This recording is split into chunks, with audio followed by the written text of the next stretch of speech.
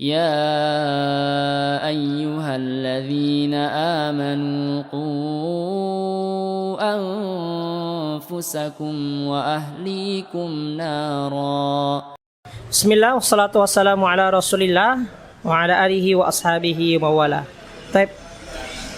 Pertanyaan. Assalamualaikum Ustaz. Waalaikumsalam warahmatullah. Saya Ani dari Medan. Saya mau bertanya, bagaimana hukumnya orang yang sudah salat, puasa, dan sudah mengaji pengajian salaf, tapi tetap melakukan banyak kemaksiatan, ya, melakukan banyak kezaliman terhadap istri dan orang lain. Mana lebih berat hukumnya Ustadz? Ya, dan mana lebih berat siksanya di mata Allah? Orang yang enggak puasa, yang tidak salat, yang dia melakukan itu tidak memiliki ilmu, ya, dibandingkan orang yang salat, orang yang puasa, orang yang tidak salat, orang yang tidak puasa. Nah, namun dia sudah mengaji, sudah mengetahui tentang itu, tapi tetap melakukan banyak kemaksiatan dan kezaliman. Syukran. Taib.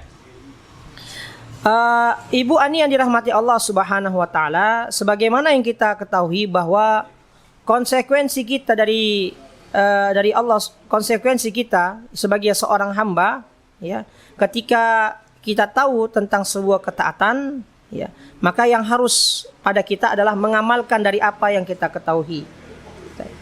Dan ini sudah Allah Subhanahu wa taala sampaikan kepada ahlul kitab, kepada orang-orang Yahudi dan Nasrani. Allah berfirman, "Qul ya ahlal kitab, lastum ala syai' hatta tuqimut Taurata wal Injil wa ma unzila ilaikum min rabbikum." Kata Allah, katakanlah Muhammad, wahai orang-orang Yahudi dan Nasrani, wahai ahlul kitab, ya, kalian tidaklah dianggap oleh Allah Subhanahu wa taala sampai kalian mengerjakan, mengamalkan apa yang ada di dalam Taurat dan apa yang ada di dalam Injil dan apa yang Allah turunkan kepada kalian, ya, yaitu Al-Qur'an. Nah, tentunya dalam hal ini orang-orang Yahudi dan Nasrani mengetahui tentang kenabian Nabi Muhammad SAW, tapi mereka tidak mengamalkan itu. Mereka tidak mengimani Nabi SAW setelah mereka tahu di dalam Taurat dan dalam Injil bahwa Nabi yang terakhir adalah Nabi Muhammad SAW. Seorang ulama mengatakan, kamalul insan madaruhu ala aslaini, bahwa kesempurnaan manusia itu dilihat dari dua usul, dua asas. Yang pertama, ma'rifatul haq minal batil, seorang mengetahui kebenaran, ya, dari keburukan. Wa itharul haq 'alal batil bil amali bih.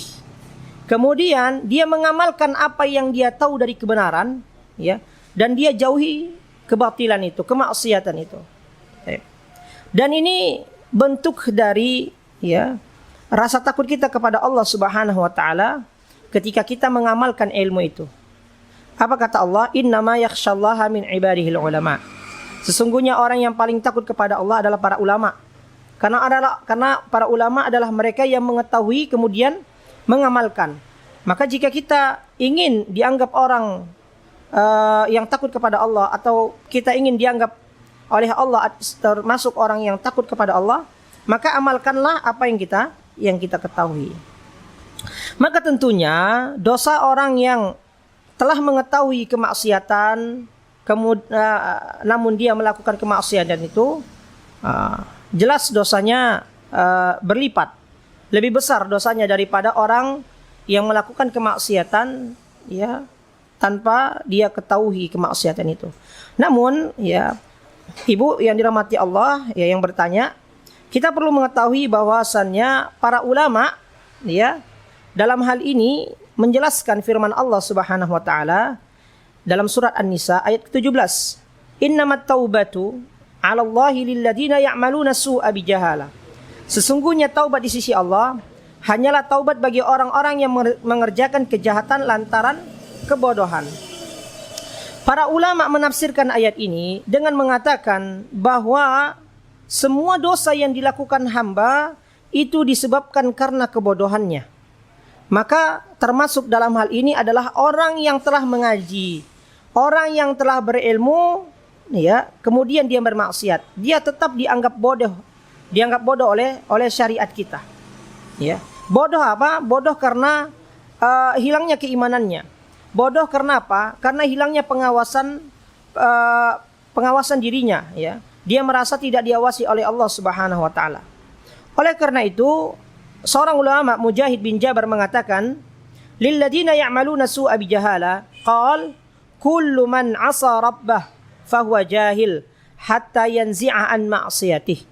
Ya, dari Mujahid, ya, dia berkata, semua yang bermaksiat kepada Rabbnya, maka dia bodoh seluruhnya, termasuk orang yang telah mengaji atau telah mengetahui, sampai dia tinggal kemaksiatannya. Maka ya, di sini kita meminta kepada Allah Subhanahu wa taala ampunan untuk diri kita, ampunan untuk saudara kita yang telah mengaji, ya. Kita kedepankan husnuzon kepadanya.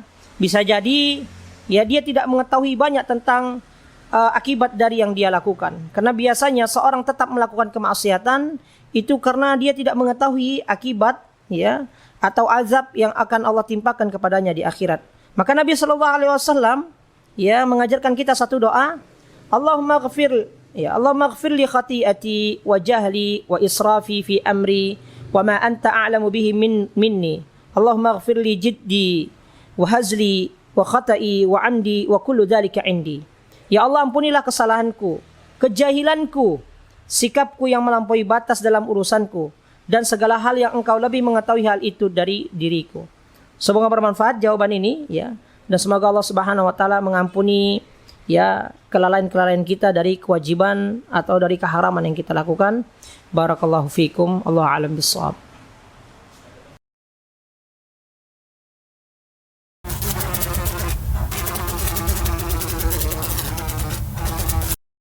Madu Hunain, madu hutan asli Indonesia.